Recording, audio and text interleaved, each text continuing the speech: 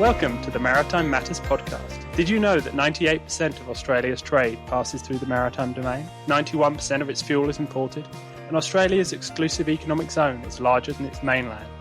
It's easy to see that to Australia, maritime matters.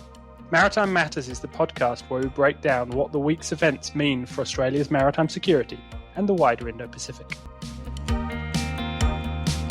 Hello, welcome to this episode of the Maritime Matters podcast. We're recording on Friday the 24th of May. So, hi Jen, how are things going? What have you been up to today and this week in Maritime Matters? Hey Richard, good to be on for I think it's our fourth episode now of Maritime Matters, maybe our fifth. The fact that I can't remember means we're moving along. What have I been up to this week? So it was interesting to see the Deputy Commander Indo-PACOM out in Australia and speaking at the press clubs. Lucky enough to snag a ticket along to that for a free lunch and a good speech. So thinking a little bit about the Australia-US alliance. I also have a piece that I'm working on that should be out next week, hopefully in the AFR, talking about the 20-year anniversary since the Joint Standing Committee on Foreign Defence, Defence and Trade, so our Joint Standing Committee, undertook an inquiry into Australia's maritime strategy. So the anniversary of that being tabled was actually the 21st of June, 2024, 20 years on. And it's interesting to look through the recommendations because most of them have never been enacted. So I've got a piece coming out talking about that next week. What have you been up to? Shock horror. I've been sort of plugging away. As I think we were just talking about before we came on air, I was just finished a lecture on Hunter class, which is always fun and games to be talking about that sort of thing. But no, the thing that I thought was interesting is I've just started a new book looking at navalism of all concepts and going right back, looking at navalism in Britain in the late 19th and early 20th centuries. And one of the things that I thought was really interesting is it talks a lot about the connections between journalists, naval officers and politicians, and the interconnections between them, and how naval officers cultivated a lot of these links to try and promote the Navy and get the message of the Navy and why the Navy matters out to the wider public and to politicians. And I thought that was interesting, again, in today's world, where I think perhaps we could take a little bit of a leaf out of the book of 19th century and early 20th century British naval officers. But anyway, I'll park that one. I wanted to ask you, what did you make of the Deputy Indo-PACOM's comments? Because there was quite a lot of press reaction to them. What did you make of his comments? Look, he is a great speaker, and I think in Australia, where we're not used to having senior defence officials talk candidly about defence issues, I think we always get excited when we have a US senior defence official come across. And to be fair, I think somebody made the comment he was the only person to give a speech at the press club and then smash a bottle of Mountain Dew. So he's quite unique, General Skolenka. Look, I thought it was interesting. Did I think there was anything new in it? No, I think it was consistent with the things that he has said before, the things we've heard from both the previous and the new Commander Indo-PACOM. So I think that was a good speech, but nothing new. I thought the interesting bit, though, was the questions that the journalists continue to ask. And there was a question, and then I saw a headline, I think, in The Guardian about General Skolenka had no view, and I think it was assumed then the US had no view on how Australia will operate its subs, where will it operate its nuclear-powered subs, and whether they commit it to a conflict. And I find it really interesting, I think, that journalists continue to ask this question. It's very clear that no defence official is ever going to say where Australia will operate its subs and how it will operate its submarines. That seems pretty obvious. Submarines are all about stealth. So I thought that was interesting. But it was a good speech, but nothing new from it. Yeah, I think it's hopefully sooner or later we'll move away from what seems to be a kind of a desire for headline baiting, but maybe that's me being far too optimistic about journalists and us consumers of media. So moving on, we always talk about what's been happening in the region. So what's caught your eye? I can think of one particularly large story. So do you want to lead off? Right, so the big one is obviously the Chinese exercise called Joint Sword 2024 Alpha. And they're at pains to call it 2024 Alpha, which implies that there will be a few more iterations of this. And this is effectively an exercise that's come 3 days after the inauguration of the new president of Taiwan. President Lai. And his inauguration speech, which certainly China has taken some exception to, as has their news channel, CCTV, and everybody's favourite cartoon channel, the Global Times. There is a view that this exercise, which is really encircling Taiwan, aims to send a message post the inauguration speech and is in response to that. Of course, it's not in response to the inauguration speech, because we know that these joint exercises, that the reports are, it includes, the Navy, the Air Force, the Army, and the Rocket Force, so all arms of the PLA, would take months to plan. So this has been scheduled for a while, but clearly to be very close to the inauguration speech. I think the exercise itself is interesting in terms of the areas they're covering. It's not necessarily the biggest one they've ever done. There is some debate about that, whether the one in 2022 in response to Nancy Pelosi's visit was bigger. But this one is a little bit unique in terms of the Chinese militaries of the PLA have pushed out a diagram which shows where they're exercising, and they're at pains to message that they are exercising around all of the offshore islands from Taiwan, so Kinmen, Matsu, and that they have significant representation of Taiwan's Pacific coast, which we did see in the 2023 iteration of Joint Sword, but this seems to be more detailed. And I think the thing that makes this exercise interesting, not just the scale and the breadth of it, including the offshore islands, as I mentioned, but also the rhetoric around it. So there has been releases from the PLA and also the government spokespeople saying that this is about teaching a message to the Taiwan separatists. And that really references something that China has referred to President Lai as many times, in fact, before he was elected and post his election, as a separatist. I don't think there's anything in his speeches that he's given since his election or his inauguration speech that shows he's a separatist. But they've certainly taken issue with the way he referred to China in his inauguration speech, and interpreting an implication that it referred to China as a separate country. So, significant development. Is it surprising? No, most people predicted that there was going to be a major exercise around this time, but still of interest. What's your take on it? Yeah, so I mean, this is, in some ways, it seems so sort of choreographed and clearly fitting in with a sort of a wider picture of what has been going on for some time. I was quite surprised by the strength of some of the rhetoric that came out so quickly, particularly the line around punishment, which, again, coming from a PLA spokesperson, it seemed to me, and I am not a China expert by any means, but it seemed to be that little bit of a step up, the firmer language, and again, the even more kind of explicit elements of some of the details of what they're going to do. It seemed to me, as I say, to be something of a kind of a step up. Whether or not we'll see anything that kind of comes from it, and precisely how long this lasts for, and whether we see some of the kind of the extra bits and pieces that we saw after the exercises around Nancy Pelosi's visit, I think we'll just have to wait and see. But it's clearly something that is going to continue, and it's a lever that the PRC think that they have, and that they will continue to pull whenever they feel it appropriate. Absolutely, and I think it was nice to say it might be a 2-day exercise, but I think the interesting thing is when you look back over the last couple of years. So, yes, this is consistent with 2022 reactions to Nancy Pelosi's visit, consistent with the exercise in 2023. Each time they seem to evolve a little bit, but if you go back 4 years, this is quite significant. If you measured it from the baseline then in terms of the types of exercises China would do around the Taiwan Strait, we saw this in 2023, but the encompassing of the Pacific coast of Taiwan is interesting and certainly sends a message. And you're right in terms of the rhetoric too. There was some very, very strong rhetoric that came aligned with this. So as much as this is not a huge change on the 2023 iteration, or it doesn't look like it is a significant change to status quo when you go back about 4 years. And I think we're going to talk later on about median line and ADIZ incursions and what that means and the changes we're seeing in that. Yeah, I think you could to a degree frame this within the boiling the frog analogy that we've talked about before, about establishing a kind of a new normal, and the degree to which we can now sit here and say, oh, this isn't that surprising.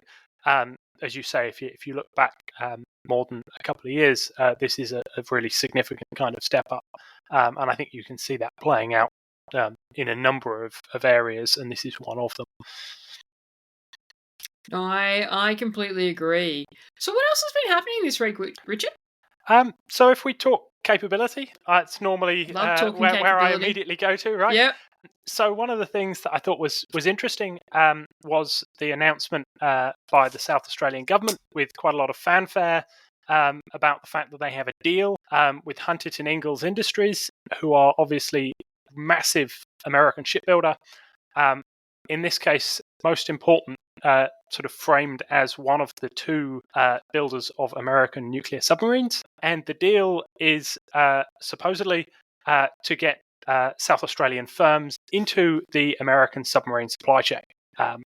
On paper, this looks like a great move. It certainly fits into a lot of the wider framing around AUKUS, and I think you can see potentially some real advantages if we can begin to see integration between the industrial bases in the three countries and sort of shared industrial bases to try and overcome some of the supply chain issues, but also if we're thinking about stuff like the ability of Australia to provide maintenance for both Australian submarines down the line, but also American submarines rotating through Surf West, so the force rotated in and out of the west coast of Australia.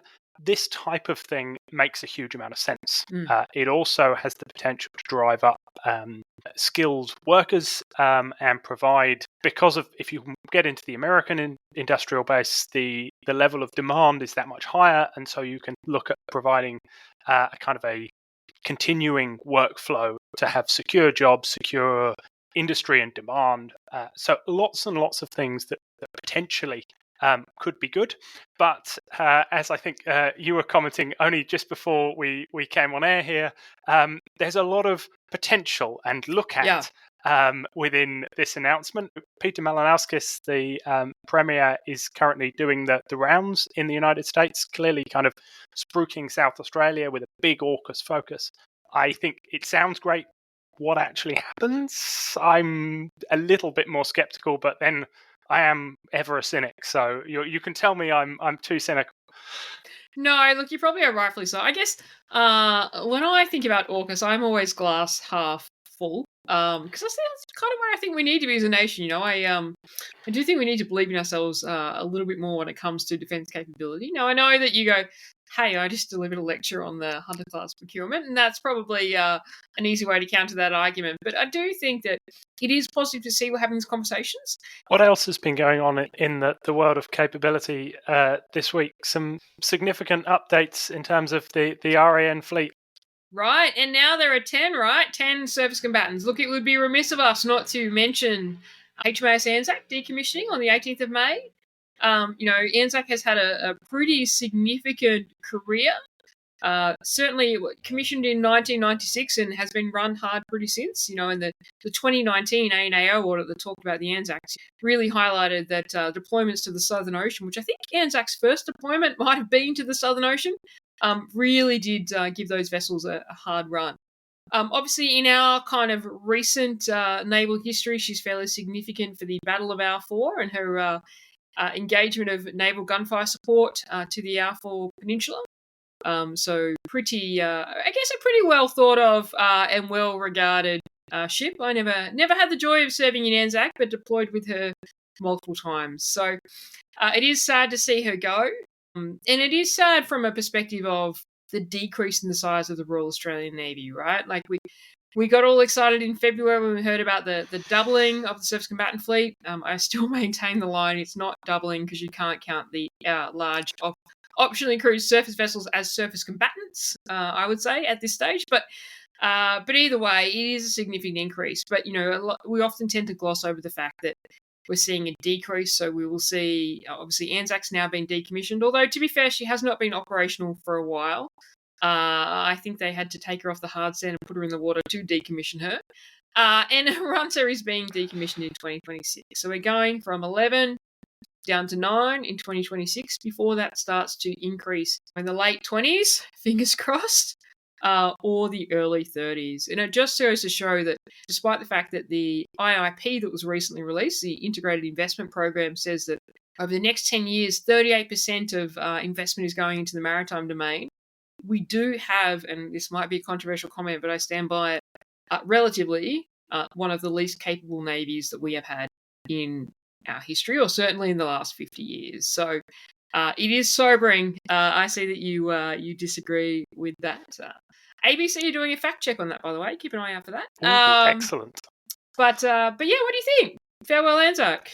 What's your comments? I think it's clearly a very significant vessel in Australia's recent naval history. Something kind of a sort of an emblem in many ways of the Royal Australian Navy throughout the kind of the 90s, the 2000s, and the 2010s.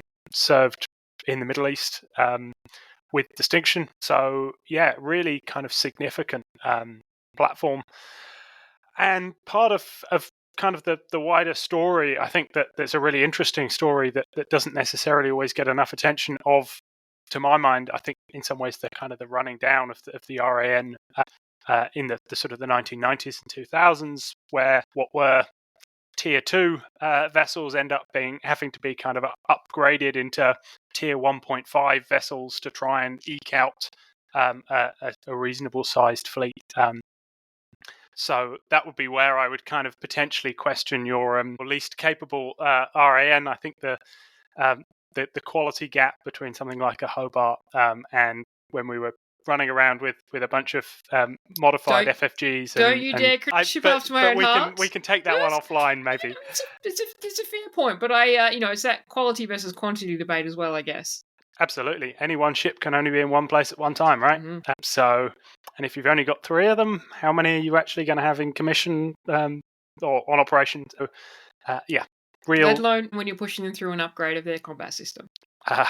Real questions about a lot of this. And Anzac's, of course, not the only one, is she? Huon also is on the way out soon. Yeah, sad to see another one of the Huon class mine hunters go. So originally we had 8. We decommissioned a couple, I think around 2018. Norman and Hawkesbury were their names. And now we have 6. So Huon is decommissioning on the 30th of May. Haven't seen a lot about it. We did obviously hear this when the NDS was launched. The Defence Minister, Pat Conroy, also announced that one of the offsets to fund a lot of the new capabilities would be the decommissioning of the MCMs. It's still not clear what is replacing that capability in the RAN order of battle. Certainly there has been some stuff put out that it'll be replaced with autonomous capabilities, and I think we've talked about this before, but from a port clearance perspective, that makes a whole lot of sense. I do wonder how that goes in terms of clearing things like the Torres Strait or expeditionary operations, but certainly they're working on a concept of operations there. What's your take on saying goodbye to Huon? I mean, it's difficult to really know a lot of what's going on in the MCM kind of space at the moment because you hear such divergent things about the capabilities and reliability of this the kind of complete autonomous uncrewed system sort of modules that is the kind of the broad approach. Certainly if you look at someone like the RN, they're also going down the same kind of line. Operating off vessels of opportunity. So if everything works, then you can see the logic. I remain slightly skeptical about how well everything works, considering that this has been something that's been coming for a very long time, right? It's been a year or so away for at least 10 years. Yeah. So again, this is maybe the skeptic in me about the sort of true maturity of a lot of this autonomous technology. I also, and this is sort of falling back on my kind of historical basis of somebody who's recently been looking very much at the take-up of vessels from trade and things like this, this reliance on vessels of opportunity. there aren't very many vessels of opportunity. I'm glad you said that. And there are going to be an awful lot of demands on these things. Yes, you can say, okay, there are platforms that are being used in the offshore hydrocarbons industry that we can use, but we've not got very many of them, and they're going to be wanted to do a whole host of different things. Not having a dedicated hull, I think, it's a concern. So I'm glad you said that, right? Because I mentioned before that we are almost approaching the 20-year anniversary of the Joint Standing Committee on Foreign Affairs, Defence and Trade. They're reporting to maritime strategy, right? We're almost at 20 years. So 2 of their recommendations actually related to our merchant shipping capability. So one was Defence clearly articulating what support they would need in the event of a conflict from the merchant industry, which I'm not sure we're there. And the other one was Australia being really clear about its policy and pursuing that. And although we had the recent report into the strategic maritime capability and all those recommendations, it's not clear that that's actually moved. So back to that recommendations thing, vessels of opportunity, to have those in place requires a degree of planning that I'm not sure we're there. Yep, absolutely. But glass half full, we might be.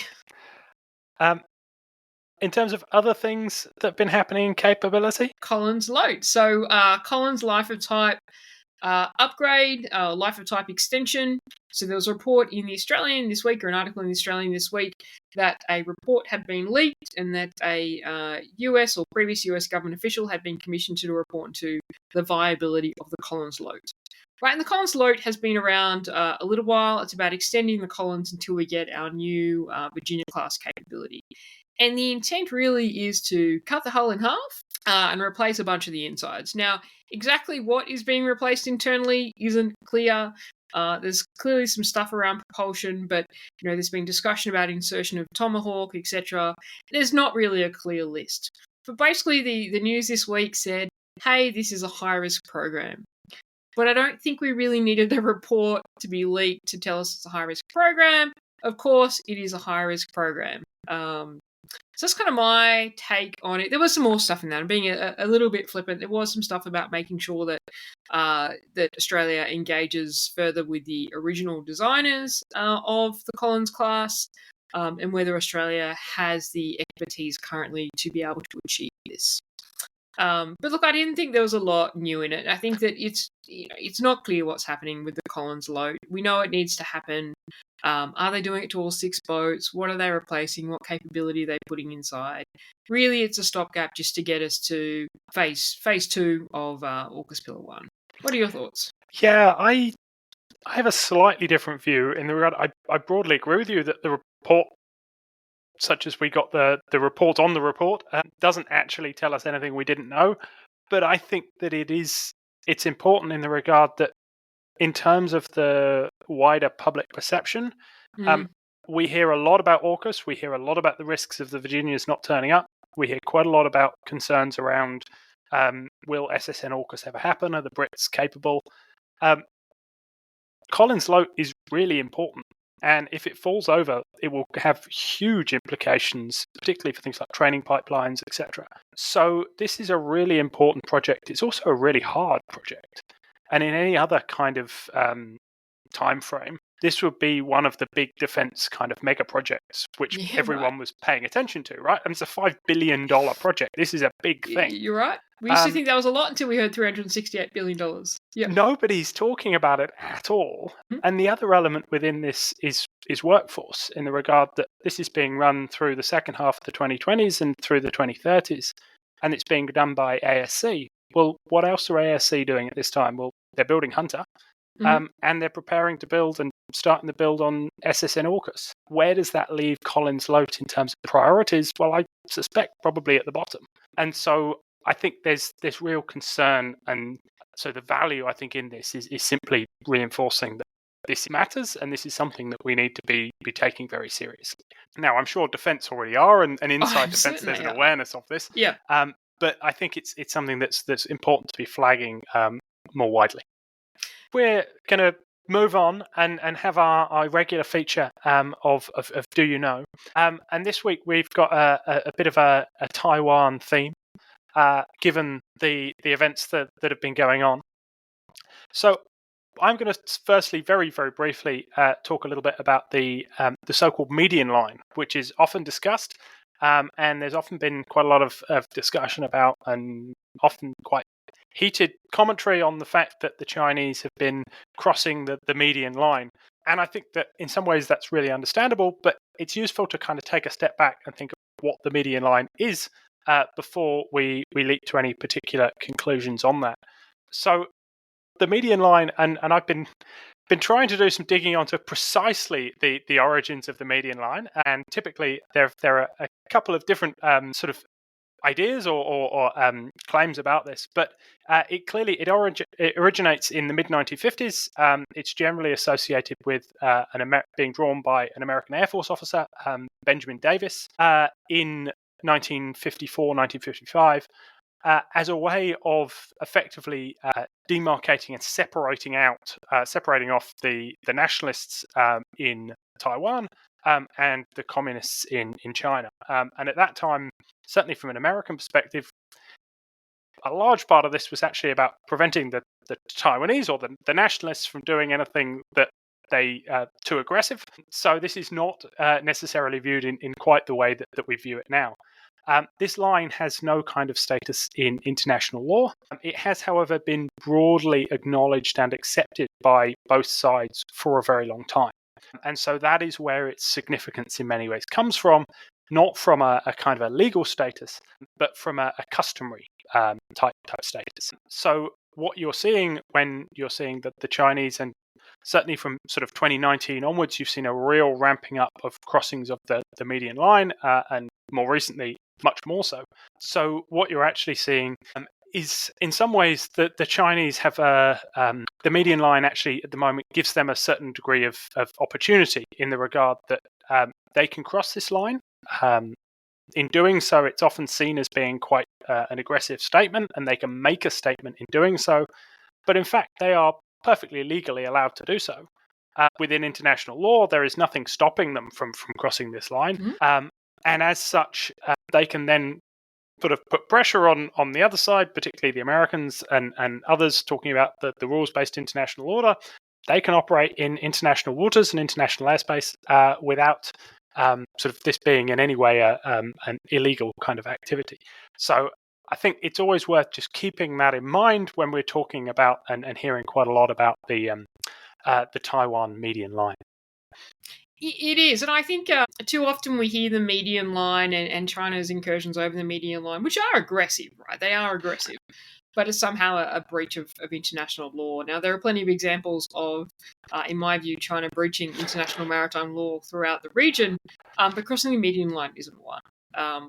But I do think it is a good measure of how the status quo is changing in terms of China's aggression towards Taiwan, because it was only the last few years where we've started to see these regular mass crosses of the median line with the military. So I've talked about the median line. The other thing we want to talk about is what is an air defense identification zone, and we're going to give you like the quick back of a fag packet explanation. But what we will do is put in the show notes a link to a really good SimSec article that does explain the history of an ADIZ. So just very briefly, an ADIZ is an air defense identification zone.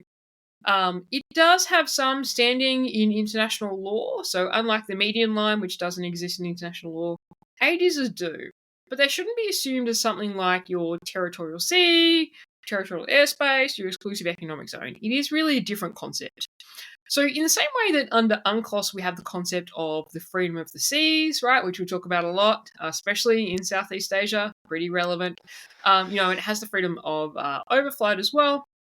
We have the same idea of the freedom of international airspace, right? And that comes from just after World War I, and you have the 1919 Paris Convention for the Regulation of Aerial Navigation. In 1944, and it talks about the concept of the freedom of the skies, so similar concept to the freedom of the seas. In 1944, you get the Convention on International Civil Aviation, the Chicago Convention, which in some ways, and international lawyers will cringe when I say this, but it is kind of equivalent to UNCLOS in international airspace, to a certain extent. Now, the Chicago Convention is the first time we actually see an ADIZ defined in international law. And I'm going to read out that definition because I think it's really helpful when you conceptualize what is an ADIZ. So Annex 15, if you want to look it up, the Chicago Convention talks about an ADIZ being a special designated airspace of defined dimensions within which aircraft are required to comply with special identification and or reporting procedures additional to those related to the provision of air traffic services. And really, it was conceptualized in terms of civil aviation, right? In the same way that you want to know what ships are coming in and out of your ports, you want to know what aircraft are coming in and out of your airspace. It doesn't apply to military aircraft or state-owned aircraft, for example. Now, since the Chicago Convention, ADIZ is kind of taking on a whole new meaning from a defense perspective, right? And so during the Cold War, we see the US, which is the first country to establish an ADIZ. There's about 20 countries in the world now that have an ADIZ, so not all countries bother with an ADIZ. But the US was the first one to really emphasize an ADIZ from their defense perspective, right? And obviously they were concerned about Russia's capabilities and that they wouldn't necessarily get enough warning time to be able to respond to it. So I guess move on to kind of current time, and we've seen a lot of countries in the East China Sea establish ADIZs. So China obviously established an ADIZ, which became quite controversial when they put it over the top of the Senkaku Islands. Taiwan has an established ADIZ. In fact, it was actually established by the US in 1958 or something like that. South Korea has an ADIZ, Japan has an ADIZ, right? So you can see it starts to become quite congested in East Asia in terms of the ADIZs. Now, we see a lot of commentators talking about China's aggression towards Taiwan, and we've talked about the current exercise in terms of violation of Taiwan's ADIZ. And I think it's important to just remember what Taiwan's ADIZ is.